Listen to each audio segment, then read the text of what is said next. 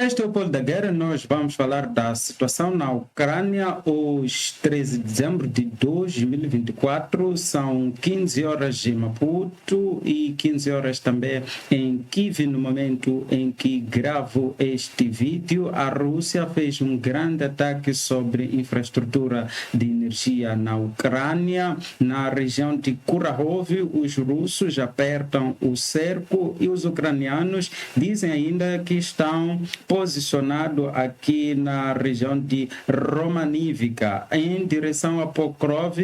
Os russos continuam avançando até aqui a Shevchenko, depois de tomar Novoputitska e Novotroitsk. Vamos falar destes e outros assuntos em detalhe. Se gosta do nosso conteúdo, por favor, deixe seu like e considere se inscrever aqui no canal. Pois bem, olhamos para a linha da frente, os únicos dois sítios onde de fato as coisas parecem estar movimentadas é aqui na região de Kurakhov.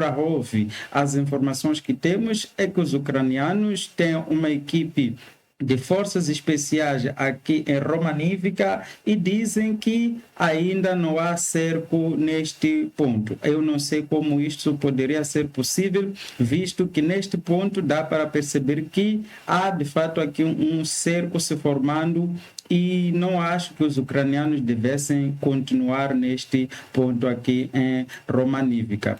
A estrada que abastece Kurakhov também está a ficar perto mesmo de estar na linha de fogo aqui dos russos. Então a situação de Kurakhov parece ser insustentável. Depois de os russos ontem terem tomado Novoputitska e continuaram avançando aqui em direção a Shevchenko, e as informações que temos é que os russos estão mesmo perto de Pokrov. A linha da frente, em geral, não tem grandes alterações aqui para serem pontuadas.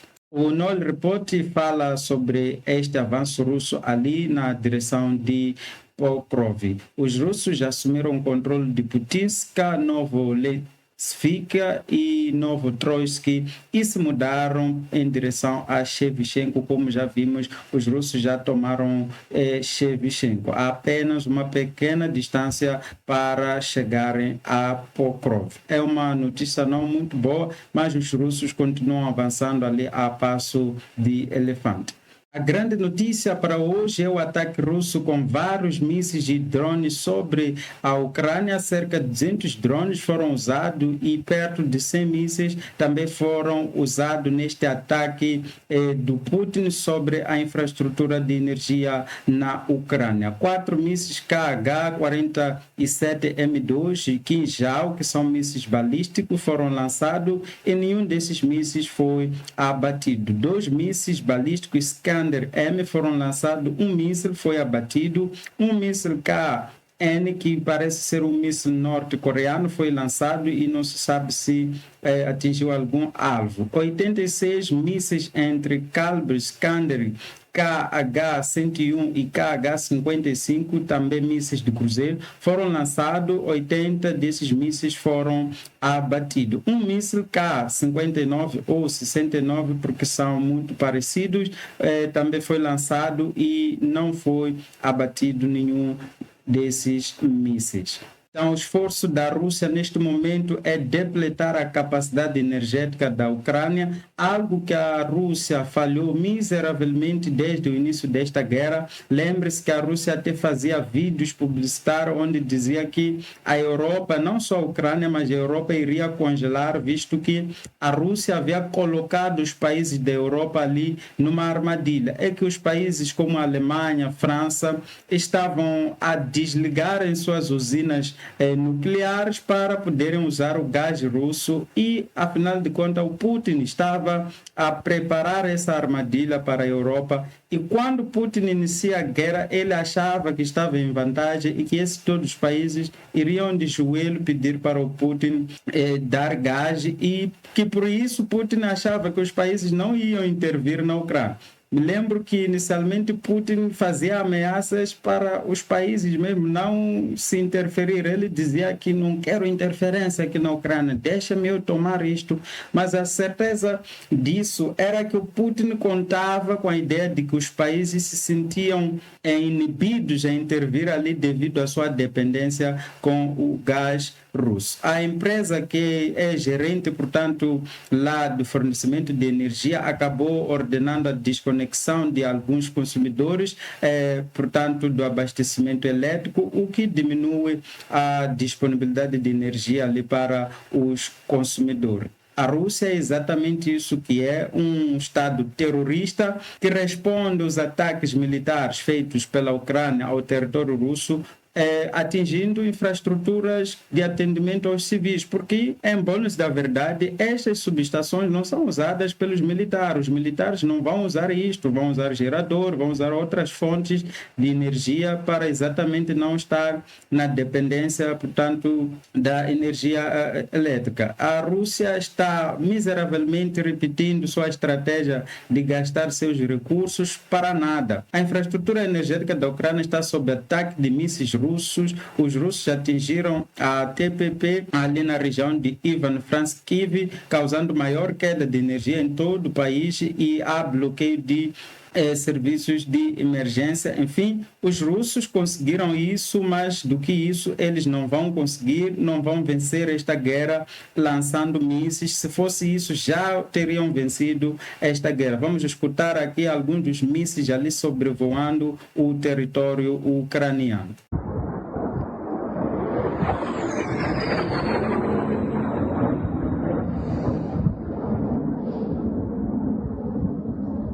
Esses mísseis de cruzeiro ficam aí à procura dos seus alvos até atingir ou serem então abatidos. Mas um míssil aqui foi filmado sobrevoando o território ucraniano.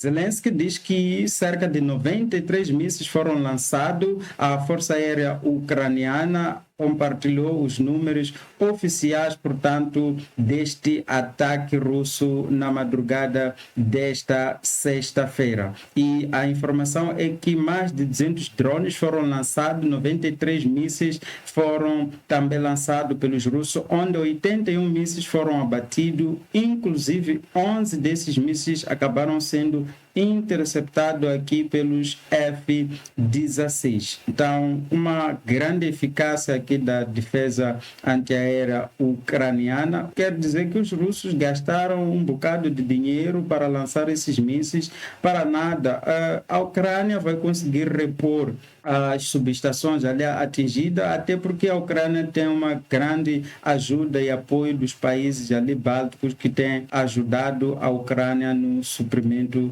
da energia elétrica. Um dos mísseis aqui que foi abatido, que é o KH-55, seus destroços ali na região de Ivan-Frankivsk.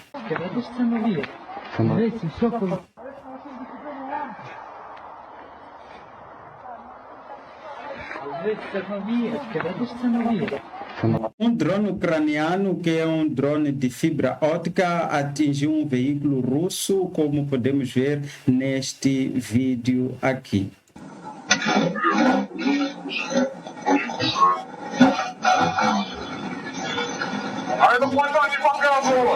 Então, este é um tipo de drone que usa uma conexão com a base, ou seja, um fio, fibra óptica, para poder operar, e a grande vantagem é que este drone evita interferência eletromagnética e por isso é muito ideal para mapear ali os campos e permite o envio de grande quantidade de dados também em alta velocidade. Os ucranianos parecem estar a testar esta tecnologia Rússia que os soldados já até perguntavam aonde anda esta tecnologia, porque os russos já têm usado estes drones aqui na guerra da Ucrânia. Bom, os russos, como não podem fazer nada a nível militar, vão assustando. Há informações que sugerem que os putinistas vão lançar mais um segundo teste. Eles chamam isto de segundo teste do Oreshnik, aquele míssil que vai acabar com todo mundo, menos a Rússia. Segundo as informações do Departamento do Conselho de Segurança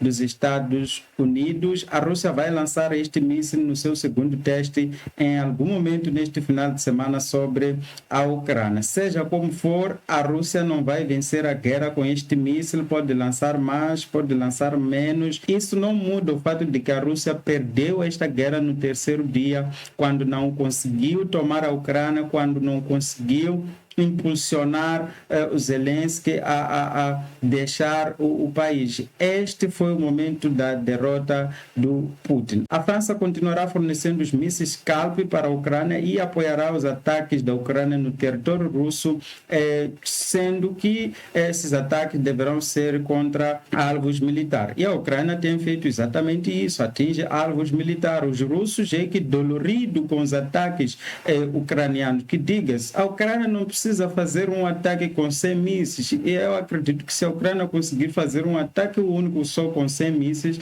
a Rússia vai acordar completamente em chamas. Mas a Ucrânia faz alguns ataques ali com mísseis de precisão, e esses mísseis acabam causando grandes danos, porque são mísseis mesmo tecnologicamente muito mais avançados, e que a Rússia de fato tem dificuldade de lidar com esses mísseis.